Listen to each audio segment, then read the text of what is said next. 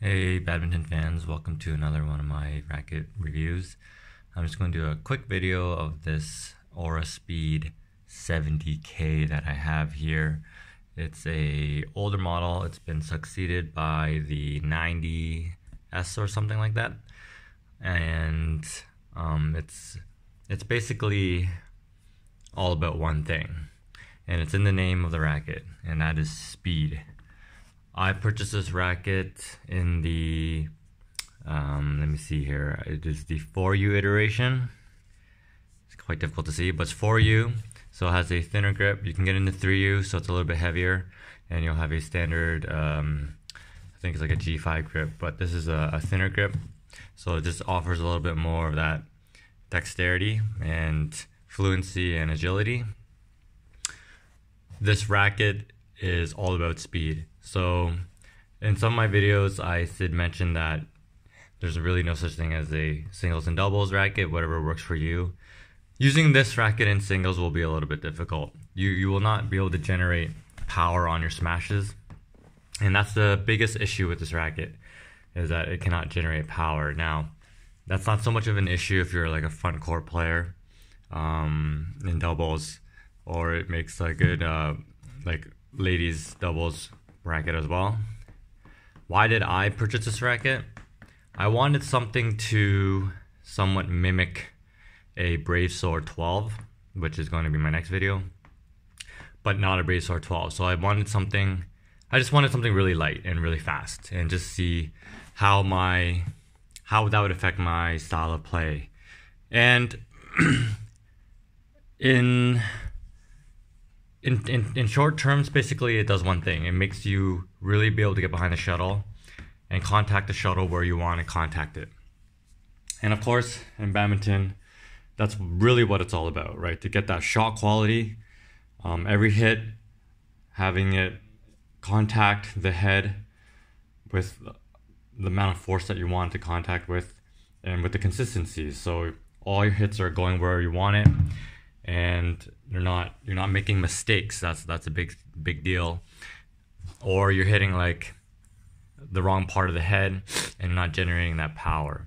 With this racket, you don't have any of that issue. You're always, even if you're sort of out of position, you're caught going forward, but the bird's going back, you got to step back. But even if you're hitting the bird sort of behind your head, because it's so fast and so light, you can manipulate it with your wrist and still contact the bird quite well. That's the biggest advantage of this racket. You can basically do somewhat quasi smashes even if the bird's behind your head. The only thing is that smash is going to be coming back at you because it just doesn't generate that power.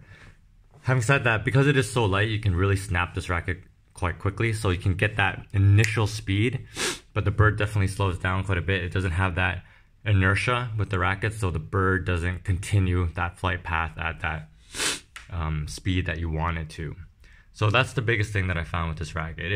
It's quite pleasing to use because all your shots are hitting well off the head, and it sounds really good all the time because you're always getting that really fast snapping type of sound off of the shuttle, off of the head. So it's always that pat pat noise, but unfortunately the power doesn't translate with the noise.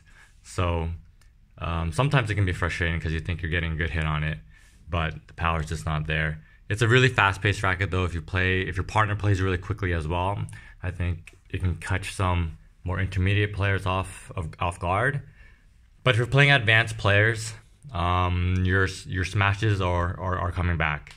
Now a good thing is this will obviously drive very quickly, and it'll be very quick at the net, and it'll be very quick at intercepting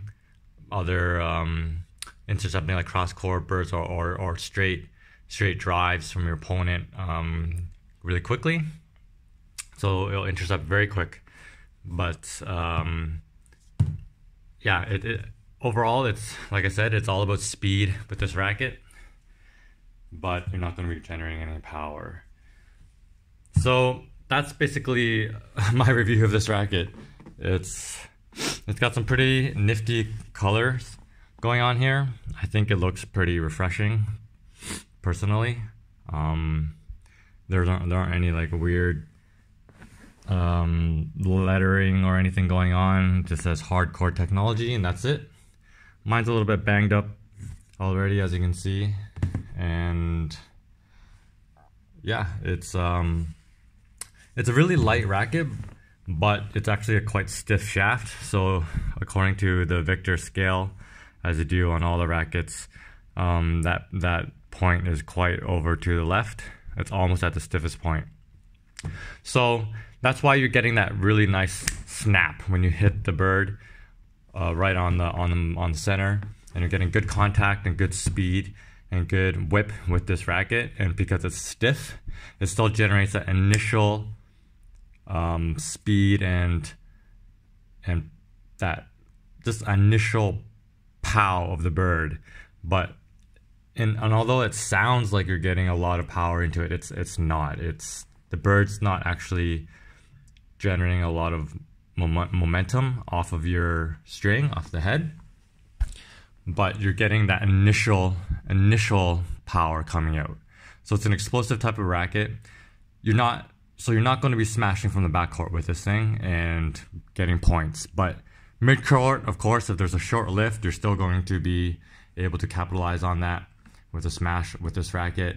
And of course, if you're intercepting and you're intercepting well a drive, you can really flick this racket really quickly. You know, have that initial burst of speed and power from the bird that will catch many players off. I mean, unless you're playing really advanced players, more than likely they're not going to be able to return anything midcourt and forward.